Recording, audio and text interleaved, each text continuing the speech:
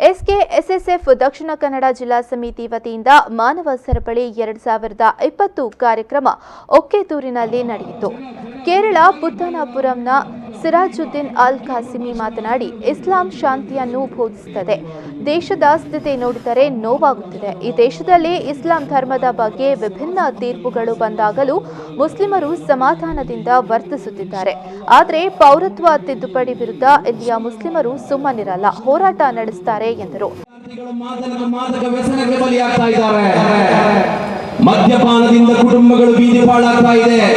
ಜ್ವಲಂತವಾದ ಸಮಸ್ಯೆಗಳಿರುವಾಗ ಅದೆಲ್ಲವನ್ನು ಕೂಡ ಮರೆಮಾಚಲು ತಿದ್ದುಪಡಿ ಎನ್ನುವಂತಹ ಕಾಯ್ದೆಗಳನ್ನು ತಂದು ಈ ದೇಶದಲ್ಲಿ ಭಿನ್ನತೆಯನ್ನ, ಈ ದೇಶದಲ್ಲಿ ಅಶಾಂತಿಯನ್ನು ಸೃಷ್ಟಿ ಮಾಡುವವರಲ್ಲಿ ನಮಗೆ ಹೇಳಲಿಕ್ಕೆ ಇರುವುದು, ಈ ಭಾರತ ದೇಶದ ಶಿಕ್ಷಣ ಮಂತ್ರಿಯಾಗಿದ್ದ ಪ್ರಪಂಚ ಶಿಕ್ಷಣ ಮಂತ್ರಿಯಾಗಿದ್ದಂತಹ ಅಬುಲ್ ಕಲಾಂ ಆಜಾದ್ ರವರು ಒಂದು ಪ್ರಶ್ನೆಯನ್ನು ಹೇಳ್ತಾರೆ. ಆ ಪ್ರಶ್ನೆಯನ್ನ ಈ ಸಂದರ್ಭಗಳಲ್ಲಿ ಇಲ್ಲಿ ಸೇರಿದ ಜನಸ್ತೋಮದ ಮುಂದೆ ಹೇಳಲಿಕ್ಕೆ ಇಷ್ಟಪಡ್ತೇನೆ. ಧರ್ಮಗಳ ಮಧ್ಯೆ ವಿಭಜಿಸುವವರು ನಮಗೆ ಹೇಳಲಿಕ್ಕೆ ಇರುವುದು, ಅಬುಲ್ ಕಲಾಂ ಆಜಾದ್ ಅವರು ಹೇಳ್ತಾರೆ, ಅರೆ ಭಾಯ್ ಯೇ ಕ್ಯಾ ಹೈ. ಇಕ್ಬಾಲ್ ಬಾಳಿಲಾ ಮಾತನಾಡಿ, ಎದೆ ಸೀಳಿದರೆ ಒಂದಕ್ಷರ ಸಿಗಲ್ಲ ಎಂದು ಹೇಳಿಕೆ ನೀಡುವವರ ಮಧ್ಯದಲ್ಲಿ ಹರಕರೆ ಹಜಬಾ ಅವರು ಪದ್ಮಶ್ರೀ ಪ್ರಶಸ್ತಿಗೆ ಆಯ್ಕೆಯಾಗುವ ಮೂಲಕ ಇಡೀ ದೇಶಕ್ಕೆ ಉತ್ತಮ ಸಂದೇಶ ನೀಡಿದ್ದಾರೆ ಎಂದರು.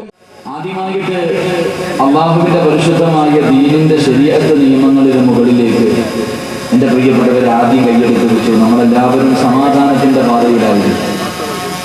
തലാഖ് എന്ന് പറയുന്ന വലിയ വിഷയത്തിൽ കൈയെടുത്ത് വെച്ചപ്പോൾ എല്ലാവരും ഈമാനും ദിക്റൊക്കെയായിട്ട് ഇങ്ങനെ ഒതുങ്ങിക്കൂടി. അത് കഴിഞ്ഞപ്പോൾ രണ്ടാമത് എൻ്റെ പ്രിയപ്പെട്ടവരെ അല്ലാഹുവിന്റെ പരിശുദ്ധമായ ഭവനമായിരുന്ന പരിശുദ്ധമായ ದಕ್ಷಿಣ ಕನ್ನಡ ಜಿಲ್ಲಾ ಖಾಜಿ ತ್ವಕ ಅಹಮದ್ ಮುಸ್ಲಿಯಾರ್ ಕಾರ್ಯಕ್ರಮದ ಅಧ್ಯಕ್ಷತೆಯನ್ನ ವಹಿಸಿದ್ರು. ಮಹಮ್ಮದ್ ಕುಟಿ ನಿಜಾಮಿ ವಯನಾಡ್, ಜಿಲ್ಲಾ ಪಂಚಾಯತ್ ಸದಸ್ಯ ಎಂಎಸ್ ಮಹಮ್ಮದ್, ಸೈಯದ್ ಹುಸೈನ್ ಬಾ, ಅಲವಿ ತಣ್ಣಲ್ ಕುಕ್ಕಾಜೆ ಮೊದಲಾದವರು ಈ ಸಂದರ್ಭದಲ್ಲಿ ಉಪಸ್ಥಿತರಿದ್ದರು.